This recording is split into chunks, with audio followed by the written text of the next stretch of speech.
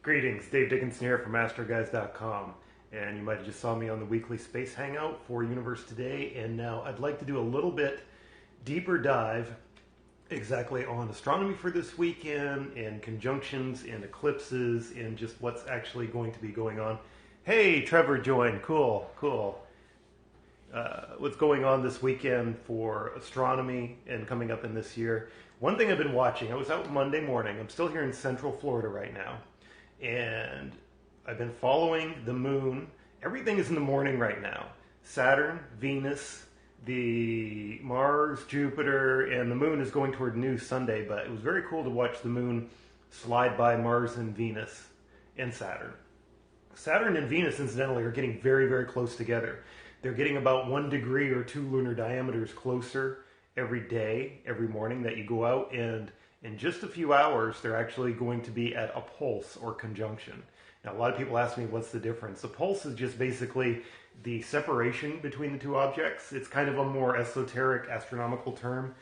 Separation is kind of more explanatory. I kind of like that. Conjunction, when you have a planetary conjunction, they can either be in conjunction in right ascension, which is a form of coordinate system on the celestial sphere, analogous to longitude on the Earth, or you can have a conjunction when they have an equal latitude along the ecliptic plane, when they're ecliptic plane latitude. This one is very close. Conjunction and the pulse for this one are only about 12 minutes apart or so. But it's going to be, the actual technical time for it, let me consult, is 4 UT tomorrow, which is 11 o'clock tonight. But you're going to see, worldwide, you're going to see Venus and Saturn very close to each other about an hour or two before sunrise if you go out and look to the east. And they're going to be so close tomorrow, I think it's going to be kind of hard. 5 arc minutes apart is only 1/6 the diameter of the full moon. So I think with the naked eye, it's going to be actually hard to kind of parse. They're going to look like a very close double star. Venus is at magnitude -4, which is bright enough to see in the daytime, which I encouraged people to do a few days ago when the moon was near it, because seeing Venus in the daytime is very cool. And Saturn is 100 times fainter, the magnitude scale being logarithmic, and the lower you get, the higher you get in numbers, the lower the magnitude is, and each magnitude is approximately 2.514 times fainter than the other one. Saturn is magnitude +1, so that's 5 magnitudes. The easy way to think on the magnitude scale is 5 magnitudes apart is 100, and then 10 magnitudes apart is 100 times 100, or 10. Oh, we're getting more people joining. Cool. We actually got a pretty good crowd here today. That's very cool. Talking about conjunctions, we might talk about Comet Catalina very briefly, and if anybody's got any questions. Incidentally, when I'm observing, I'm traveling right now, so I don't even have a telescope. I have a DSLR on a tripod, and I have a pair of binoculars. These are what I love to use to hunt comets with. I got these about 10 years ago. These are a pair of Canon 15x45 binoculars that are image stabilized. Very expensive and worth every penny. I use these about 90% of the time. Even when I have access to a telescope, I love binoculars because I can just pop out there, look. Sometimes you only want to go out and look at something for 5 or 10 minutes. You don't want to have to go through the setup and the alignment, in the troubleshooting. Binoculars, there's no, in image stabilized binoculars, they may seem frivolous to pay $1,000 for a pair of binoculars, but I'll tell you, I use them more than a telescope. And when I'm traveling, especially backpacking, and I need to travel super light, I brought my binoculars to the southern hemisphere. It's like having a small telescope that's very ultra portable. I would highly recommend springing for these. But anyway, this conjunction this weekend, 5 arc minutes apart, very close together. As I mentioned on the weekly space hangout, you're getting a view with Venus at magnitude -4 and Saturn at magnitude +1. Right about if you were in the environs, in the near vicinity of Venus looking back at the Earth and the Moon, the Earth and the Moon would appear about the same brightness and separation as well, so I think that's kind of cool.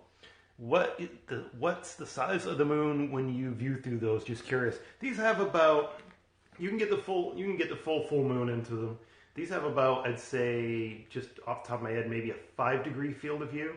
Very good again for sweeping for comets. I was looking for Comet Catalina the other day, and I just kind of pointed up there. I knew it was up in the constellation Boötes, and it was near Arcturus on January 1st, so I looked at Arcturus and I kind of just followed off to the side and I kind of swept around and I scooped it right up pretty quick. It's Comet US10 Catalina is magnitude +5 right now. I think it's going to top out in the next week.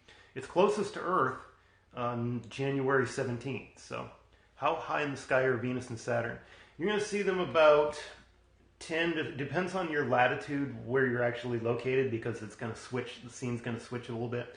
It's going to be between 10 and 20 degrees above the horizon, about an hour and a half prior to sunrise looking east. So I'm probably going to go out. Sunrise here right now in Florida is about 7:20. I'm probably going to go out at about 6 o'clock or so, and you should see them pretty well located. Incidentally, being 5 arc minutes away apart from each other, that's going to be very easy to, they're going to look very cool with these. And through a telescope too, you'll be able to fit them right in the same field of view at pretty high power. And I did a little bit of sleuthing ahead and wondered when Venus and Saturn are going to be this close again. They're not going to be closer than 5 arc minutes again until July 22nd, 2037. And of course, not being satisfied with that, I had to see when is the next time that Venus is actually going to transit in front of Saturn. Saturn can never go in front of Venus from our earthly point of view, but Venus can go in front of Saturn. And I found out that, stick around till August 12th, 2243 AD, about 2 centuries from now, and I'll post this as the image, the lead image to this on I actually did a graphic of it. Venus will actually skim across the rings of Saturn in 2 centuries from now. So hopefully they perfect that Futurama putting my head in a jar thing so I can be around in 2 centuries to see that. You'll have to also go down to New Zealand, south of that, maybe toward Antarctica to see it, because you get a little bit of parallax shift where you're viewing on the Earth when it comes to viewing these planets. So that's probably the coolest thing out there. I've seen some pretty cool pictures already worldwide. We haven't had really good mornings here in Florida lately. It's been chronically cloudy, which it's too bad, because Florida winter time is our best astronomy time, because the humidity dials down, the heat dials down a little bit. Oh, that pic is my desktop wallpaper now. Oh, too cool. Yeah, because we shared it out on Twitter. Yeah, and it's on our Universe Today article. And I think it'd just be neat to actually see one, I talked about on Twitter too, one transit of Venus of a planet that we might live to see is in 2065. I want to say November 22nd, when Venus is actually going to transit. It's supposed to be cloudy tomorrow morning, unfortunately for me. Trevor, I think you're up toward Kentucky, Ohio area. Yeah, because we coordinate a lot of times on International Space Station passes. Incidentally, we're talking about catching the Chinese space station Tiangong-1 and the International Space Station around January 1st. Chicago burbs, yeah. So you got to be getting pretty cold up there, I would think. So somebody did catch that conjunction of the 2 space stations from India. I saw some discussion. That's what I love about Twitter, is you start getting a lot of discussions that maybe aren't on the message boards as far as people talking about. I know there's astronomers out there in Iran, in Malaysia, in South America, and these places, but it always seems like you hear mostly from folks in the UK and the United States. So it's kind of cool. Yeah, you saw the same one of Tiangong-1 and ISS. It's kind of cool on Twitter that we get this conversation going more internationally. So we kind of get eyes out there in Pakistan and Colombia and Malaysia, and we get kind of more global coverage than I would say you get on message boards or a lot of these other astronomy forums, which I still lurk the forums too, but it seems like Twitter seems to be where more of the international discussion is at. So yeah, the conjunction and the comet are pretty much, there is another comet coming up, binocular comet we talked about on the weekly Space Hangout very briefly. It's C2013 X1 Pan-STARRS, and that one is currently in 9th magnitude, I believe, going through the square of Pegasus right now.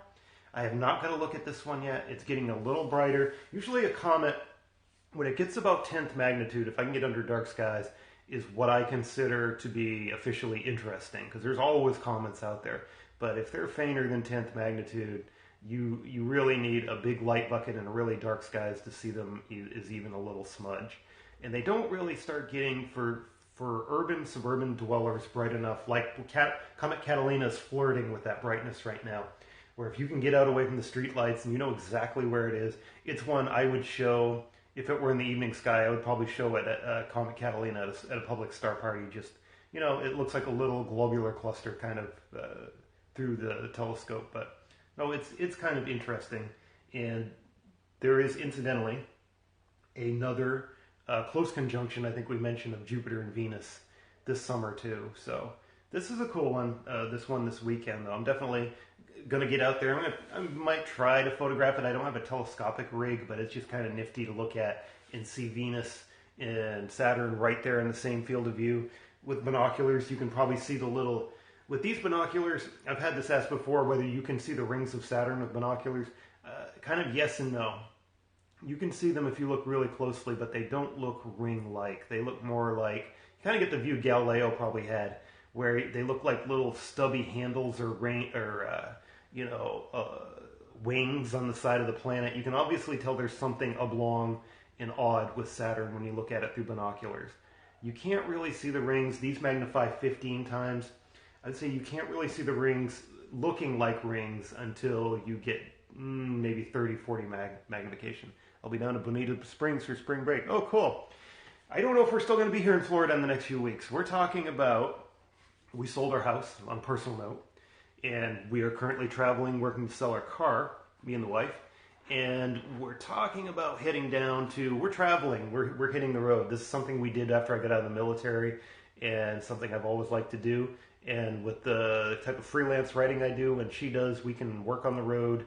We just need Wi-Fi in our phones and our laptops and we can work from wherever. So we might do a brief run down. We've got some friends in Ecuador and we've been down there, and twist my arm to go down to the southern hemisphere. So what is the least magnification power to get a good view of Saturn's rings?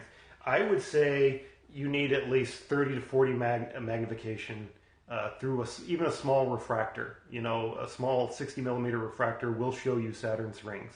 So I would say you need that just low power, and even a small refractor you can see them. When I was in high school, I had a little Jason 60 millimeter refractor, and I would show people Saturn's rings whenever I could because, it magnified about 50 or 60 times. It had those really pinhole kind of eyepieces, not the high professional grade ones you get with telescopes nowadays. But like I said, through binoculars you kind of get more like what Galileo's view. And you can tell when you look at the sketches Galileo did, he never sketched them it wasn't even until Cassini about a century later that they realized that Saturn's rings actually were disc-like going around the planet. So those kind of, his sketches looked almost like he had a coffee cup, only with two handles on either side. You could tell there was like Saturn had ears or something like that. You could tell there was something, and you got to think in Galileo's time, this probably really perplexed him because he probably had no clue what he was looking at, the physical nature of what he was looking at. So to see that Saturn was like not round or oblong, or with his first optics and first telescopes were really horrible.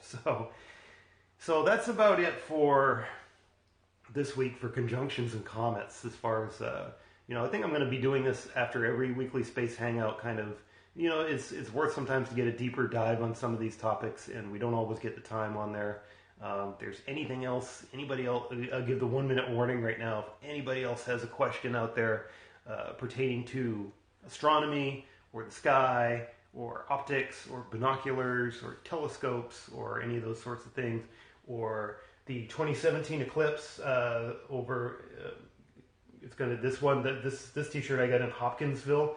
This is for the 2017 eclipse on August 21st. That's only a little over a year away now. That's coming up. So that's going to be the first eclipse over the contiguous United States since the 1970s. So that's definitely going to be one not to miss.